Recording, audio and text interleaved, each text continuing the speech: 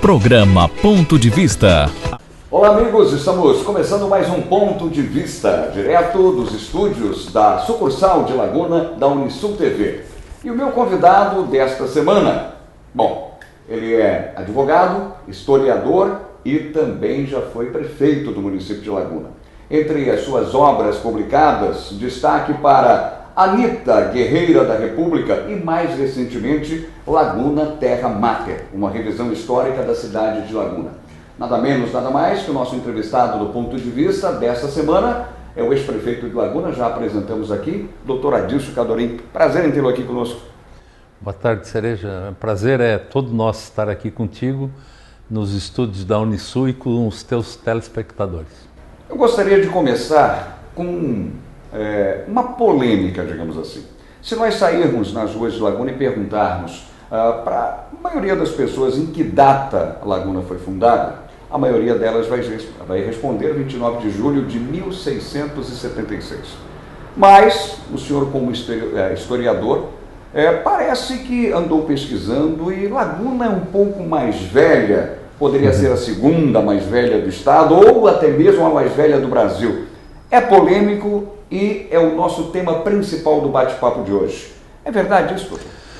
Bem, tem bastante verdade nisso. Acontece que a data de 1676 foi uma data escolhida aleatoriamente.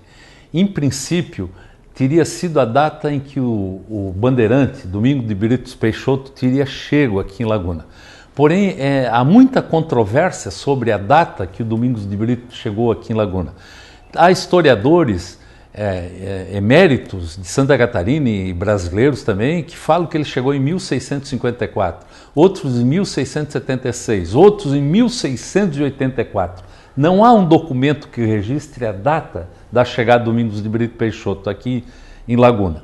E também a data de 29 de julho, que Laguna escolheu para ser a data de sua fundação, é uma data abstrata em relação à fundação. Porque, na verdade, o que aconteceu foi que há cerca de 30 anos atrás, um pouco mais talvez, quando o prefeito da época resolveu criar uma data para homenagear a fundação de Laguna, não tinha um dia, não tinha um mês. Então se pegou o dia 29 de julho. Por quê? Porque 29 de julho foi a data da proclamação da República Catarinense aqui em Laguna.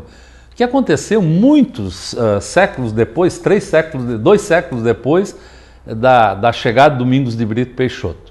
E, no entanto, o Domingos de Brito Peixoto, fazendo justiça à memória dele e aos filhos dele e aos netos dele, não foi o fundador, ele foi o povoador.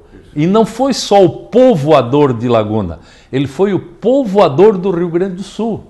As primeiras famílias que habitaram o Rio Grande do Sul, que se fixaram no Rio Grande do Sul, foram os descendentes do Domingos de Brito Peixoto, os filhos e os genros do Francisco de Brito Peixoto.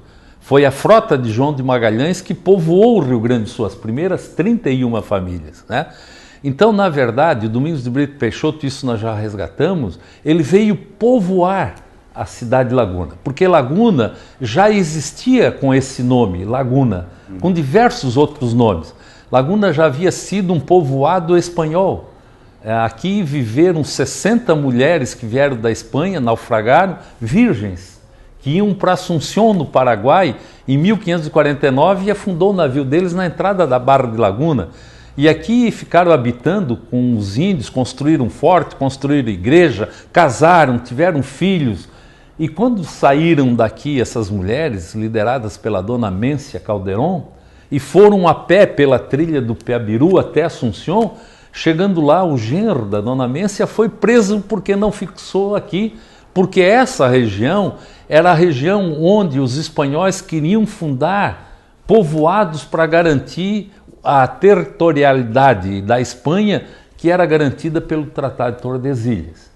E antes ainda desses espanhóis chegarem aqui, e veja que em 1552, quase 4 anos depois desses espanhóis estarem aqui, e não foi só as mulheres virgens que vieram, não, foram quase 300 pessoas, entre elas 60 mulheres virgens. E depois de quase 4 anos estarem aqui, eles escreveram uma carta, que essa carta foi encaminhada ao vice-governador, ao vice-rei do Brasil, o Tomé de Souza. E o Tomé de Souza mandou um barco para cá, de São Vicente, para apanhar esses espanhóis que aqui estavam. Isso tudo foi documentado. E essa carta foi escrita aqui em Laguna. E ela começa assim: Laguna del Imbiaçá. Imbiaçá era o nome da vila, ou melhor, da aldeia de índios que tinha aqui. Laguna del Imbiaçá, 1º de janeiro de 1552. Então seria, desculpa interrompê-lo, mas seria essa uma possível data de fundação de Laguna, ou ainda existem algumas histórias, ou através das pesquisas que o senhor fez, remete a mais tempo? Existem datas anteriores. Essa carta que nós reproduzimos aqui nesse livro está assinada pelo João de Salazar Espinosa, de 1552. E foi o primeiro documento escrito, e aqui ele narra tudo o que aconteceu nos quase 4 anos que ficaram aqui em Laguna esses espanhóis.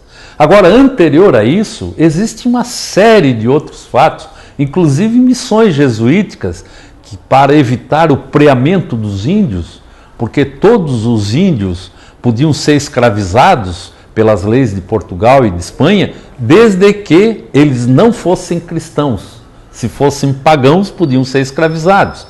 E os bandeirantes vicentistas, os plantadores de cana-de-açúcar dos engenhos, precisavam de mão de obra e vinham para essa região aqui onde tinha os índios mais dóceis, os carijós mais dóceis, eram aprisionados e levados, né? Então os jesuítas vinham para cá para catequizar, e catequizando os índios eles não poderiam, em princípio, serem aprisionados. Há muitos registros das missões jesuíticas aqui em Laguna, muitos, que ficaram registrados nas ânuas jesuíticas. Ânuas eram os relatórios que os jesuítas faziam anualmente.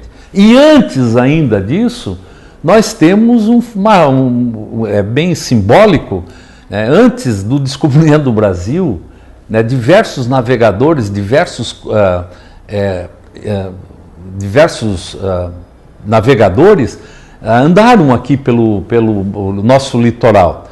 E o Duque de Estene foi encarregado pelo rei de Portugal para fazer um mapa de tudo que se conhecia em termos das grandes navegações no mundo inteiro. Em 1552, Cantino fez um planisfério em que ele assinalou lá embaixo, essa terra, Laguna, não exatamente o nome de Laguna, mas Cabo de Santa Marta. E veja que esse mapa, o planisfério de Cantino, não assinalou, por exemplo, a ilha de Santa Catarina, nem o Rio de Janeiro. Assinalou somente a Baía de Todos os Santos, o Maranhão, o Rio Maranhão, que é o Rio Amazonas, foram assinalados. Mas aqui embaixo ele assinalou Cabo de Santa Marta, né? Um contorno bem diferente da realidade, mas que demonstra que a nossa região aqui já foi visitada, já havia sido visitada em 1502. E se ele fez esse mapa em 1502, e ele diz também nas memórias dele, que ele entrevistou dezenas de navegadores durante os últimos 10 anos, é porque aqui já tinham vindo navegadores antes de 1500. Eu vou continuar com esse assunto dentro de instantes, porque agora a gente vai para um rápido intervalo comercial e voltamos já já. Adilson Cadorim é o nosso entrevistado do ponto de vista desta semana. Voltamos daqui a pouquinho aqui na Unisul TV. Até já.